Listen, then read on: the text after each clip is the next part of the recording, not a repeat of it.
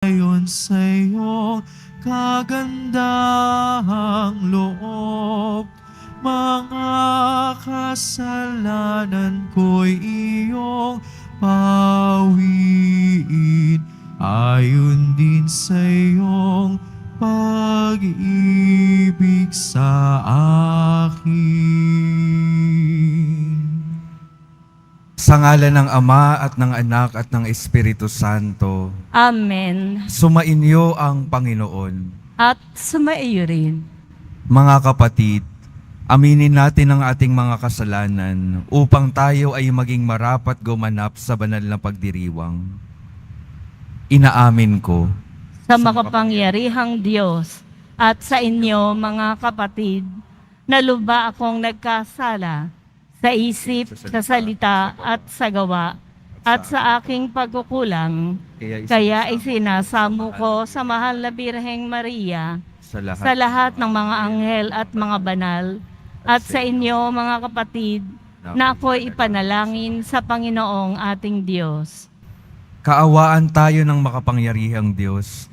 Patawarin tayo sa ating mga kasalanan at patnubayan tayo sa buhay na walang hanggan. Amen. Panginoon, kaawaan mo kami. Panginoon, kaawaan mo kami. Kristo, kaawaan mo kami. Kristo, kaawaan mo kami. Panginoon, kaawaan mo kami. Panginoon, kaawaan mo kami. Manalangin tayo.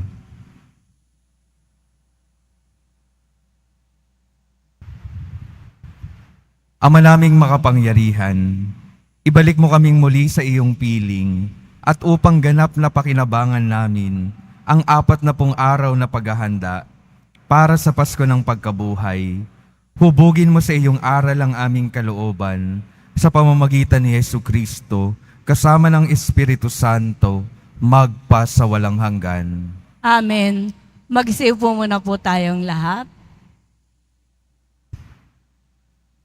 Pagbasa mula sa aklat ng Levitiko. Sinabi ng Panginoon kay Moses, sabihin mo sa buong kapulungan ng Israel, magpakabanal kayo sapagkat akong Panginoon ay banal. Huwag kayong magnanakaw, manlilinlang, o magsisinungaling. Huwag din kayong manunumpa sa aking pangalan nang walang katotohanan, pagkat iyon ay kalapastanganan sa ngalan ko. Ako ang Panginoon.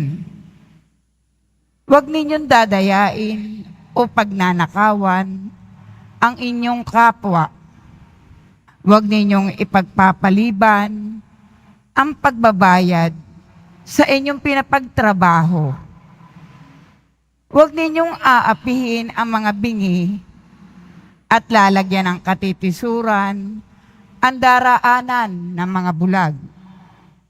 Matakot kayo sa Diyos. Ako ang Panginoon. Huwag kayong hahatol ng walang katarungan upang pagbigyan ang mahirap o suyuin ang mayayaman. Huwag ninyong ipamamalita ang kasiraang puri ng inyong kapwa, ni sasaksi sa inyong kapwa upang ipahamak lamang siya. Ako ang Panginoon. Huwag kang magtatanim ng galit sa iyong kapwa. Sa halip, pangangaralan mo siya. Sa gayon, hindi ka makakasala dahil sa kanya. Huwag kang maghihiganti o magtatanim ng galit sa iyong mga kasamahan. Ibigin mo ang iyong kapwa, gaya ng iyong sarili. Ako ang Panginoon. Ang salita ng Diyos. Salamat sa Diyos. Espiritong bumubuhay, ang salita ng may kapal. Espiritong bumubuhay, ang salita ng may kapal. Ang batas ng Panginoon ay batas na walang kulang. Ito'y utos na ang dulot sa tao ay bagong buhay. Yaong kanyang mga batas ay mapagtitiwalaan, nagbibigay ng talino sa pahat ang kaisipan. Espiritong bumubuhay, ang salita ng may kapal. Ang tuntuning ibinigay ng poon ay wastong utos. Liligaya ang sinuman kapag ito ang sinunod. Ito'y wagas at matuwid pagkat mula ito sa Diyos, pangunawa ng isipan, yaong bungang idudulot. Espiritong bumubuhay, ang salita ng may kapal. Yaong pangalan ng poon ay marapat at mabuti. Isang banal na tungkulin na iiral na parati. Pati mga hatol niya'y matuwid na kahatulan. Kapag siya ang humatol, ang pasya ay pantay-pantay. Espiritong bumubuhay, ang salita ng may kapal. Naway itong salita ko at ang aking kaisipan sa iyo'y makalugod, Panginoong kotkanlungan. O ikaw na kublihan kong ang dulot ay kaligtasan. Espiritong bumubuhay, ang salita ng may kapal. Magsitayo na po ang lahat.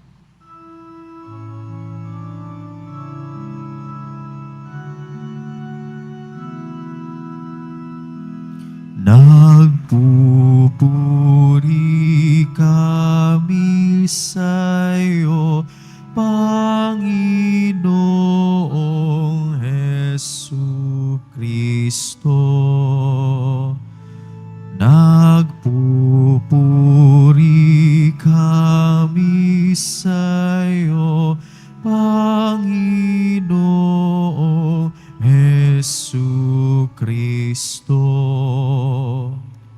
Ngayo'y panahong marapat, panahon ng pagliligtas, araw ngayon ng pagtawag, upang makamit ang habag ng Panginoong matapat. Nagpupuri kami sa'yo, Panginoong Jesucristo. Sumainyo ang Panginoon. At sumaiyo rin. Ang mabuting balita ng Panginoon ayon kay San Mateo. Papuri sa iyo, Panginoon. Noong panahong iyon, sinabi ni Jesus sa kanyang mga alagad, "Darating ang anak ng tao bilang hari, kasama ang lahat ng anghel, at luluklok sa kanyang maringal na trono. Sa panahong iyon, matitipon sa harapan niya ang lahat ng tao. Sila'y pagbubukod-bukurin niya, tulad ng ginagawa ng pastol sa mga tupa at mga kambing. Ilalagay niya sa kanyang kanan ang mga tupa at sa kaliwa ang mga kambing. At sasabihin ng hari sa mga nasa kanan, 'Halikayo, mga pinagpala ng aking Ama. Pumasok na kayo at manirahan sa kahariang inihanda para sa inyo mula pa ng likhain ng sanlibutan. Sapagkat ako'y nagutom at inyong pinakain. Sapagkat ako'y nauhaw at inyong pinainom. Ako'y isang dayuhan at inyong pinatuloy. Ako'y walang maisuot at inyong pinatirahan. Nagkasakit at inyong dinalaw. Ako'y nabilanggo at inyong pinuntahan." Sasagot ang mga matuwid, "Panginoon, kailan po namin kayo nakitang nagutom at aming pinakain, o nauhaw at aming pinainom? Kailan po kayo naging dayuhan at aming pinatuloy, o kaya'y walang maisuot at aming pinaramtan? At kailan po namin kayo nakitang may sakit, o nasa bilangguan at aming dinalaw?" Sasabihin ng hari, "Sinasabi ko sa inyo, Nang gawin ninyo ito sa pinakahamak sa mga kapatid kong ito ay sa akin ninyo ginawa. At sasabihin naman niya sa mga nasa kaliwa, lumayo kayo sa akin, mga sinumpa.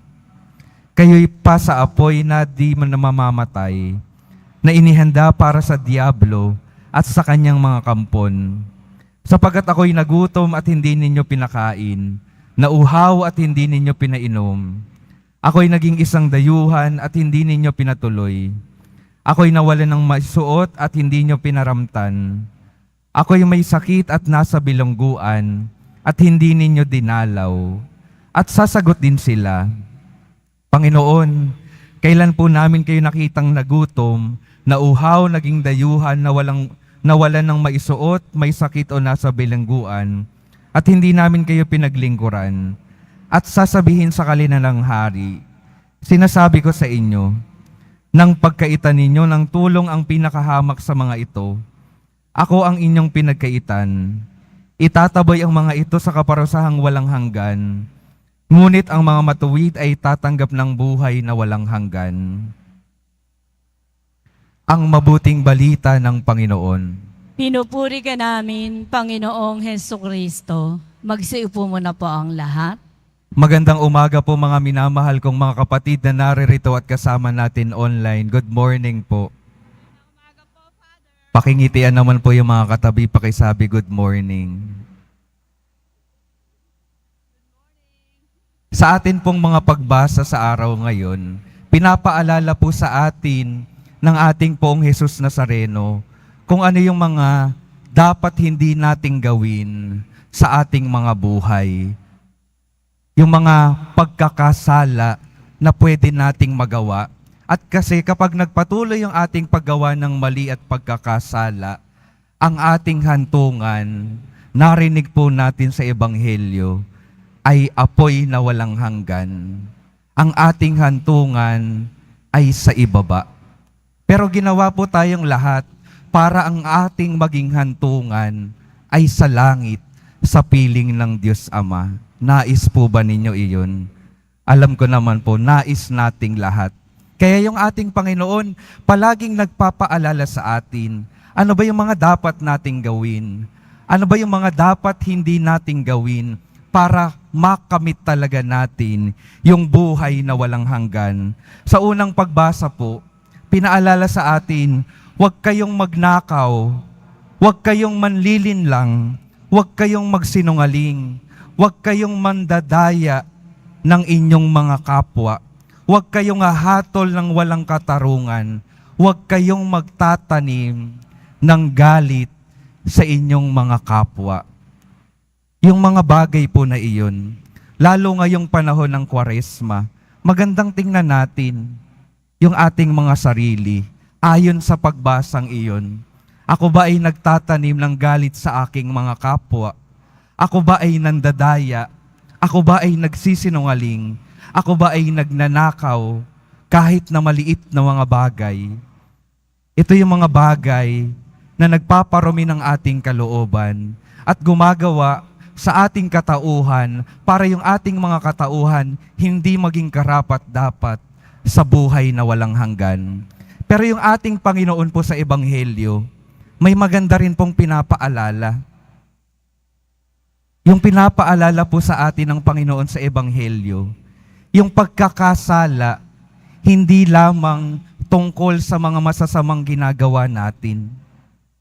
Yung mga pagkakasala po natin, hindi lang tungkol sa mga masasamang ginagawa natin, gaya ng pagnanakaw, pagsasabi ng mali sa kapwa, pangchichismis. Yung pagkakamali at pagkakasala, maaari ring makita at ating magawa kapag tayo ay walang ginagawang kabutihan sa mga nangangailangan. Tayo rin ay nagkukulang sa harapan ng Diyos. Tayo ay nagkakasala kapag sa harapan ng mga nangangailangan, tayo ay umiiwas ng tingin, tayo ay umiiwas ng pag-aabot ng ating makakayang ibahagi sa kanila.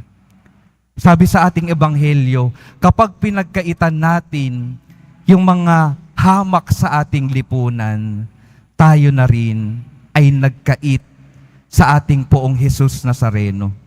Kapag hindi natin pinakain yung mga nagugutom, hindi natin binigyan ng maiinom yung mga nauuhaw, hindi natin inisip yung mga hamak sa ating lipunan, nakakagawa na rin tayo ng pagkakasala.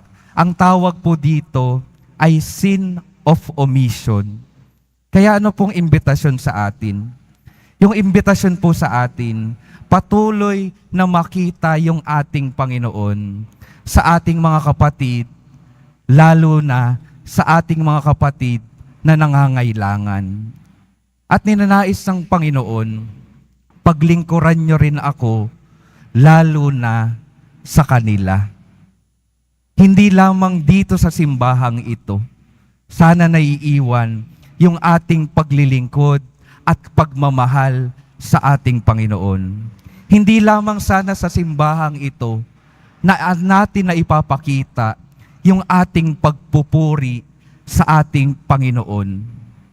Dahil kulang na kulang iyan kung hindi natin mapapakita sa ating mga gawa, lalo na sa mga nangangailangan. Aanhin po natin yung araw-araw na pagharap sa Diyos kung hindi natin siya pinaglilingkuran sa mga nangangailangan. Magsimula po tayo sa mga malalapit sa atin. Magsimula sa mga nakakasalamuha at nakakatagpo natin sa pang-araw-araw. Mayroon at mayroon po tayong maibibigay at magagawa. At kung hindi natin maibibigay ng tayo mismo, yung ating simbahan, patuloy na naglilingkod sa kanila, patuloy na nagpapakain sa kanila, nag-aabot ng tulong sa pamamagitan ng ibinibigay ng mga tao.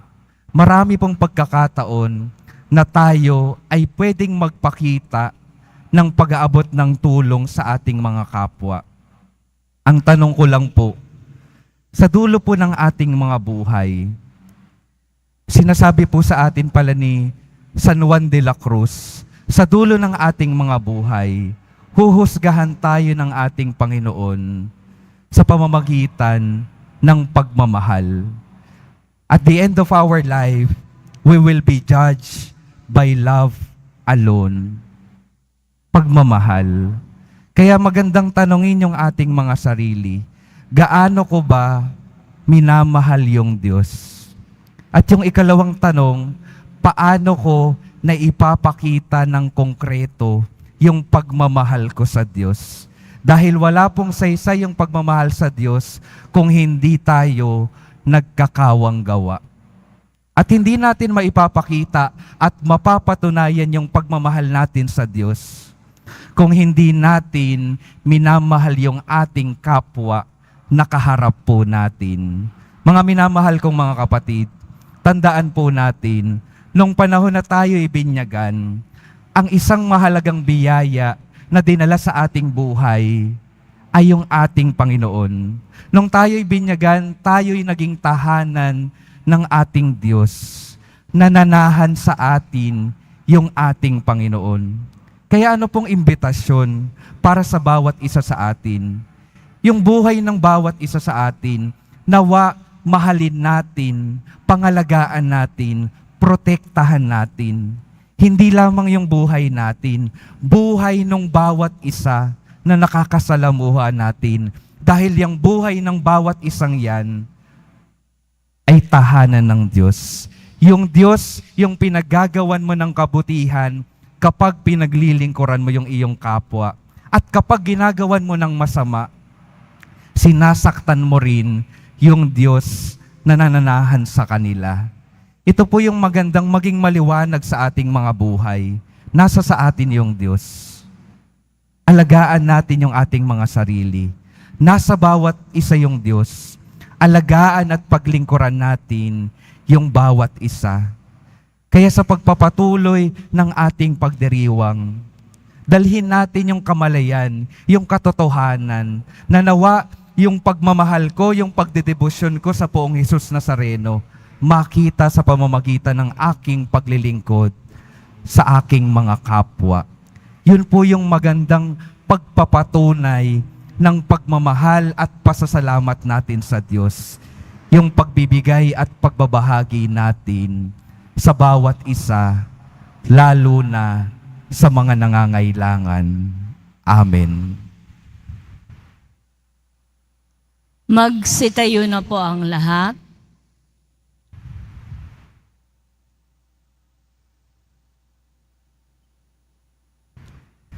Minamahal kong mga kapatid, inihahayag ng Panginoon ang misteryo ng kaharian ng Diyos sa mga taong buong pagmamahal na kumakalinga sa mga dukha at nagugutom. Sa bawat panalangin, ang ating sasabihin, Panginoon, dinggin mo kami. Panginoon, dinggin mo kami. Ang simbahan naway maging isang tahanan para sa mga naliligaw ng landas, ulila, mahihina at bigo. Manalangin tayo. Panginoon, dinggin mo kami. Ang mga mayayamang bansa naway taimtim na magsagawa ng mga hakbang upang makatulong sa pag-unlad ng mahihirap na bansa. Manalangin tayo. Panginoon, dinggin mo kami. Ang mga napariwara at mga itinakwil ng lipunan naway maakit sa kaharian ng Diyos sa pamamagitan ng ating pagkakawang gawa. Manalangin tayo. Panginoon, dinggin mo kami.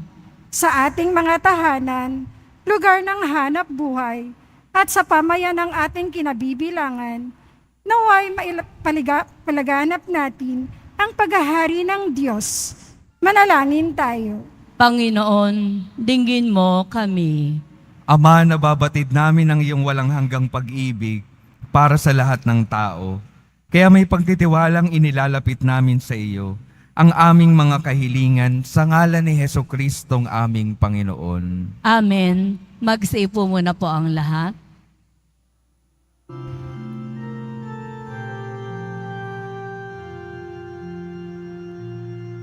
Sa'yo, Ama, aming handog ang tinapay at alak na ito, handog ng iyong bayang sumasamo, humihingi ng patawad mo sa pagsunod sa utos mo.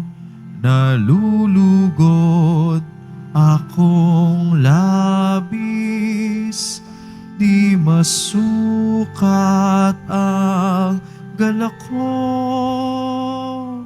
pagkat aking iniibig. Sa'yo, Ama, aming handog ang tinapay at alak na ito, handog ng iyong bayang sumasamo, humihingi ng patawad mo. Magsitayo na po ang lahat. Manalangin kayo mga kapatid upang ang paghahain natin ay kalugdan ng Diyos Amang makapangyarihan. Tanggapin nawa ng Panginoon itong paghahain sa iyong mga kamay, sa kapurihan niya at karangalan sa ating kapakinabangan at sa buong sambayanan niyang banal. Ama naming lumikha, maging kalugod-lugod nawa sa iyong aming paghahain, upang sa iyong pagtataguyod ay pabanalin nito ang aming pamumuhay, at ipagkamit kami nito ng iyong awa at kapatawaran sa pamamagitan ni Jesucristo, kasama ng Espiritu Santo, magpa sa walang hanggan. Amen. Sumainyo ang Panginoon. At sumaiyo rin. Itaas sa Diyos ang inyong puso at diwa. Itinaas na namin sa Panginoon. Pasalamatan natin ang Panginoong ating Diyos. Marapat na siya ay pasalamatan. Ama naming makapangyarihan, tunay ngang marapat na ikaw ay aming pasalamatan sa pamamagitan ni Jesucristo na aming Panginoon. Sa pagbabakasakali mong kami bubuti, Isinugo mo si Jesucristo upang pangunahan kami. Bilang pagsunod sa iyong atas na bigay, ipinahayag ng iyong anak ang iyong kalooban na ang mga apitdukha ay kanyang damayan.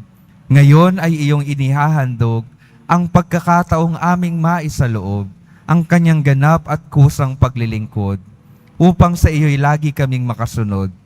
Kaya kaisa ng mga anghel na nagsisiawit ng papuri sa iyo, nang walang humpay sa kalangitan, kami nagbubunyi sa iyong kadakilaan. Santo, Santo, Santo, Panginoong Diyos ng mga hukbo, napupuno ang langit at lupa ng kadakilaan mo, o sana sa kaitaasan. Pinagpala ang naparirito sa ngalan ng Panginoon, o sana sa kaitaasan. Magsilud po ang lahat. Ama naming banal, ikaw ang bukal ng tanang kabanalan. Kaya't sa pamamagitan ng iyong Espiritu, gawin mong banal ang kaloob na ito upang para sa amin maging katawan at dugo ng aming Panginoong Hesukristo. Bago niya pinagtiis ang kusang loob na maging handog, hinawakan niya ang tinapay, pinasalamatan kaniya, pinaghati-hati niya iyon, iniabot sa kanyang mga alagad at sinabi, "Tanggapin ninyong lahat ito at kanin. Ito ang aking katawan na ihahandog para sa inyo."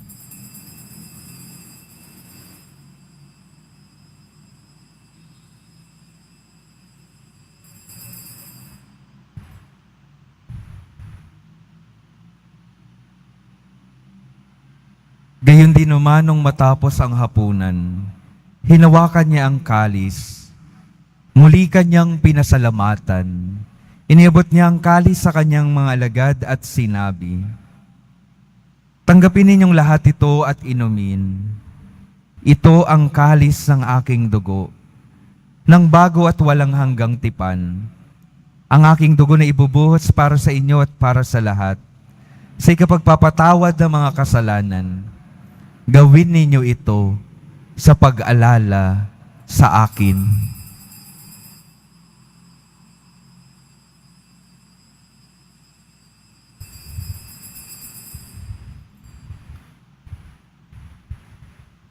Magsitayo na po ang lahat. Ipagbunyi natin ang misteryo ng pananampalataya. Si Kristo'y namatay, si Kristo'y nabuhay, si Kristo'y babalik sa wakas ng panahon. Ama, ginagawa namin ngayon ang pag-alala sa pagkamatay at muling pagkabuhay ng iyong anak. Kaya't iniaalay namin sa iyo ang tinapay na nagbibigay buhay at ang kalis na nagkakaloob ng kaligtasan. Kami nagpapasalamat dahil kami iyong minarapat na tumayo sa harap mo para maglingkod sa iyo. Isinasamo namin kaming magsasalo-salo sa katawan at dugo ni Kristo ay mabuklod sa pagkakaisa sa pamamagitan ng Espiritu Santo. Ama, lingapin mo ang iyong simbahang laganap sa buong daigdig. Puspusin mo kami sa pag-ibig, kaisa ni Francisco na aming Papa, at ni Jose na aming Obispo, at ng Tanang Kaparian. Alalahanin mo rin ang mga kapatid naming nahimlay, nang may pag-asang sila'y muling mabubuhay. Gayon din ang lahat ng mga pumanaw. Kaawaan mo sila at patuloyin sa iyong kaliwanagan. Kaawaan mo at pagindapatin kaming lahat, na makasalo sa iyong buhay na walang wakas. Kaisa ng mahal na Birheng Maria na Ina ng Diyos, ng kabiyak ng puso niyang si San Jose, kaisa ng mga apostol, ni San Juan Bautista at ang lahat ng mga banal, na namuhay dito ng kalugod-lugod sa iyo, maipagdiwang nawa namin ang pagpupuri sa ikararangal mo, sa pamamagitan ng iyong anak, na aming Panginoong Hesukristo.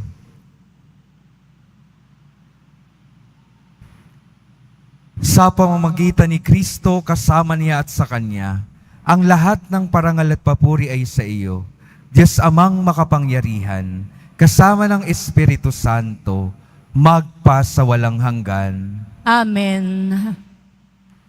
Sa tagubili ng mga nakagagaling na utos at sa turo ni Jesus, na Panginoon natin at Diyos, ipahayag natin ng lakas loob.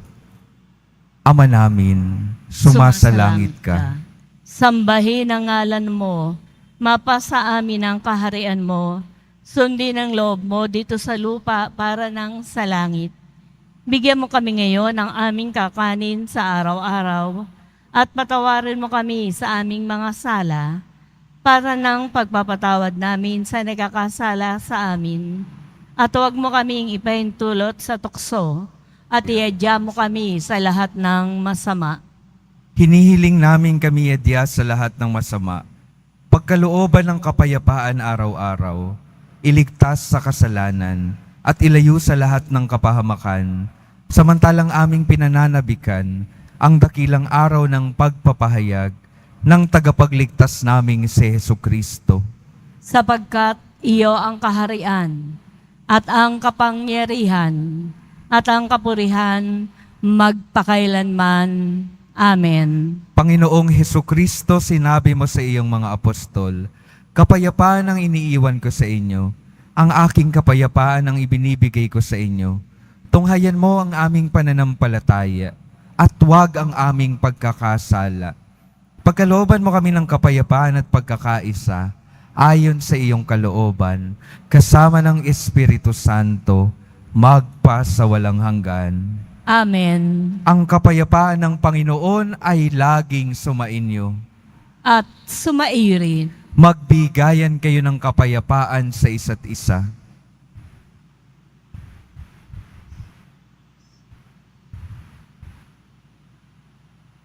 Kordero ng Diyos na nag-aalis ng mga kasalanan ng sanlibutan, maawa ka sa amin. Kordero ng Diyos na nag-aalis ng mga kasalanan ng sanlibutan, maawa ka sa amin. Kordero ng Diyos na nag-aalis ng mga kasalanan ng sanlibutan, ipagkaloob mo sa amin ang kapayapaan. Magsiluhod po ang lahat.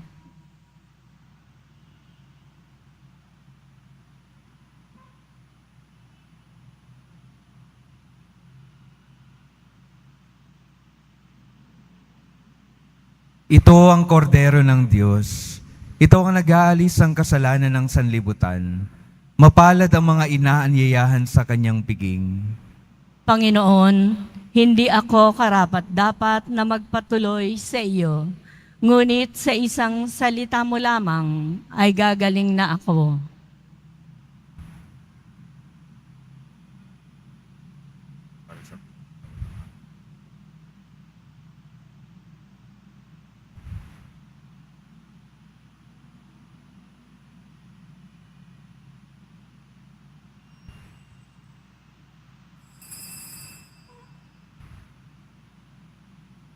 Para po sa lahat ng tatanggap ng banal na komunyon, sasagot po tayo ng amen. Pagkasabi po ng pari o ng lay ministers ng katawan ni Kristo, at isubo po agad sa bibig bago umalis sa harapan ng pari o ng lay ministers. Sumunod po tayo at maraming salamat po.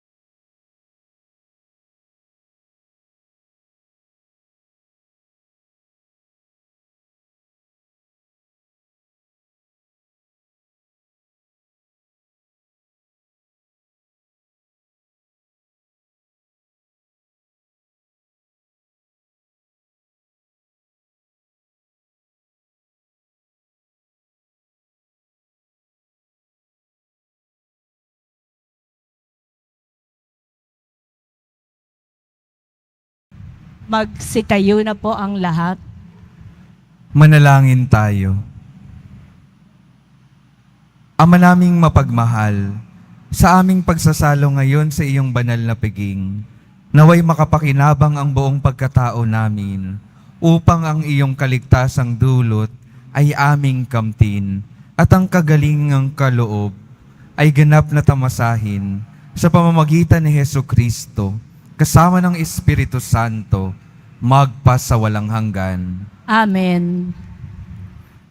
Mga minamahal kong mga kapatid, ang patuloy pong paalala sa atin, nawa yung ating patuloy na pakikiharap sa Diyos sa pamamagitan ng ating pananalangin at pagdedebosyon ay ang maging bunga nito ay ang ating buhay maging katulad ng ating sa Panginoong Hesus Nazareno, naglilingkod at nagmamahal sa mga nangangailangan. Nawa yung ating pagmamahal sa Kanya makita sa ating pagkakawang gawa. Sumainyo ang Panginoon. At sumairi. Mahal na poong Hesus Nazareno, inihayag mo sa pamamagitan ng krus ang walang maliw na pag-ibig ng Diyos sa sangkatauhan. Pakinggan mo ang kahilingan ng iyong angkan na nagsusumamo sa iyo. Makamtanawa nila ang iyong katugunan at tanggapin ang kasagutan na may utang na loob na tinatanaw. Basbasan din po ninyo ang mga daladala nilang mga imahen at dasalan. Sa pamamagitan ng bendisyon na ito, naway maaalala nila ang mga pangako nila noon sa binyag, na ikaw ang kanilang iibigin at paglilingkuran bilang Panginoon, magpasawalang hanggan. Amen. At pagpalain kayo ng makapangyarihang Diyos, Ama, Anak at Espiritu Santo. Amen. Humayo kayong mapayapa, taglay ang pag-ibig ng poong Hesus Nazareno. Salamat sa Diyos.